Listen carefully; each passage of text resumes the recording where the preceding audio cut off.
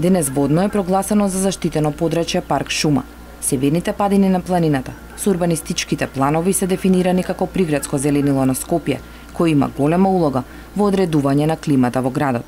Водно има изморено позитивно влијание на климата во Скопско, затоа што самата височина, значи некаде околу 800 метри е повисоко од дното на Скопската котлина, што значи дека во летниот период некаде околу 3-4 степени е пониска температурата на Водно во однос на градот Скопје, што е позитивно и за, да кажеме, освежување на населението, разладување, ама во исто време тоа предизвикува појава на локален ветер, планински ветрец, кој што доаѓа се спушта од планината и ги разладува посебно овие делови кои што се прилепени кон планината Водно. Сепак, според нашата картографска анализа, шумата на западната страна на Водно било уништена главно од пожари.